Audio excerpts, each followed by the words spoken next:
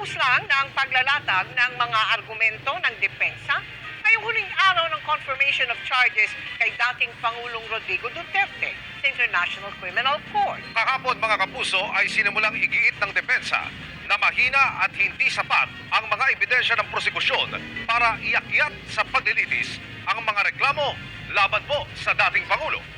Inilutang din ng kanyang abogado ang pagpapasumiti muli sa prosekusyon ng mga reklamo at ang pansamantala munang pagpapalaya kay Duterte. Nakatutok si Mariz Umali.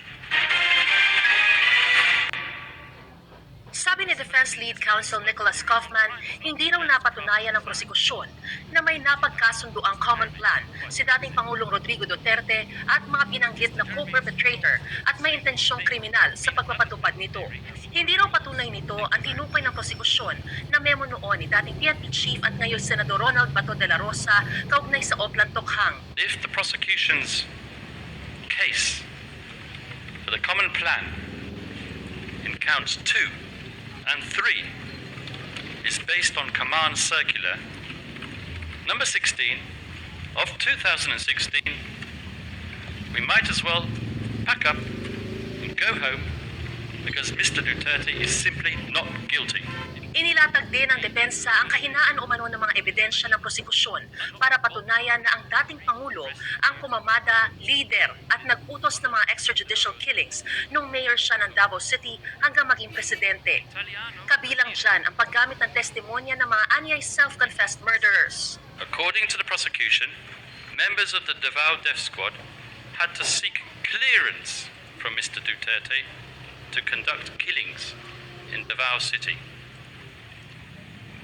For this wild assertion, the prosecution relies once again on the evidence of criminals it has recruited, all of whom are inherently unreliable because of their being self-confessed vicious murderers, testifying in return for virtual immunity from proceedings at the ICC. Kinwestiyon din ni Kaufman ang pagpili ng mga testigo ng prosekusyon sa tulong daw ng ilang tao dito sa bansa. I also talked about a recorded telephone conversation in which one of the participants bragged about acting as President Marcos Jr.'s silent partner for channeling witnesses to the ICC. This is what this covertly recorded individual, who I'm forbidden from naming, said. They cooperate through me, since I don't hold a position. Redacted. But we are able to do it. So what?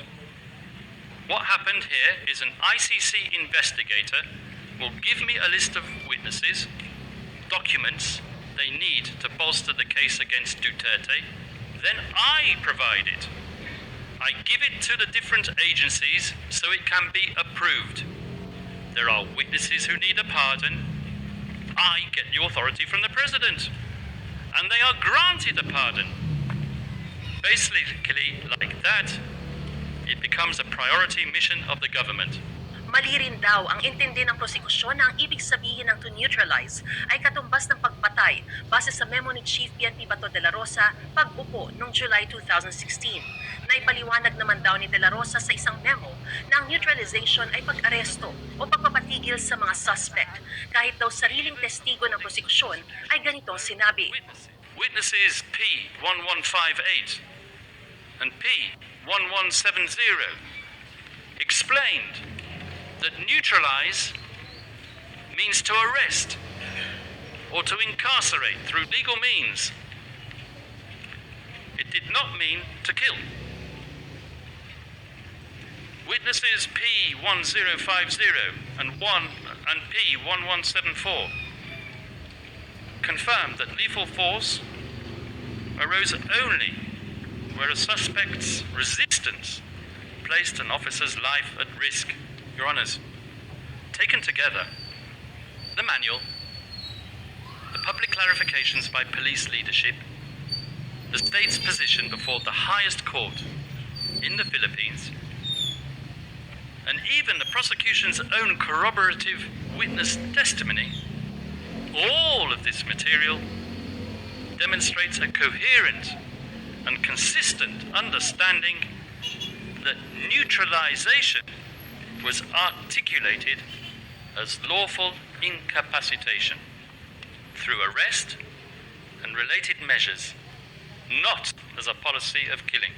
Imposible rin daw ang akusasyon na widespread o malawakan ang mga pagpatay na inaakusa kay Duterte. Base raw mismo sa datos ng PIDEA, kumpara sa bilang ng mga naaresto, mas maliit ang bilang ng mga namatay sa mga anti-drug operations.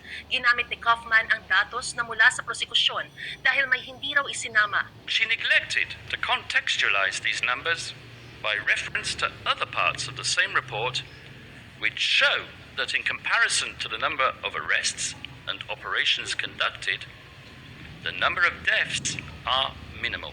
Ibinaling din ni Kaufman ang atensyon kay Pangulong Bongbong Marcos dahil marami rin umano ang napatay sa bansa mula nung umupo siya.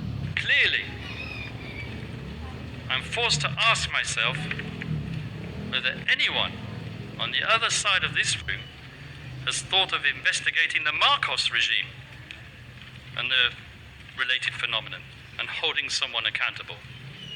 Why are my colleagues sitting to their right, the victims' representatives, not clamoring for accountability for those deaths? Or is it of no consequence now that Mr. Duterte is sitting in the ICC detention center? Sabi ni Kaufman, may option ang pre-trial chamber na hindi niya inirekomenda. Ito ay ang pagbabalik ng charges sa prosekusyon para i-resubmit ang mga ito. Pero kung gagawin daw ito, dapat ding pakawalan pansamantala si Duterte. There is no ascertainable chain of command descending from Duterte at the top via the co-perpetrators, so-called co-perpetrators, all the way down to the crime base. And I would ask you very respectfully not to exercise your discretion to requalify pursuant to Regulation 55, the regulations of the court. But if you do,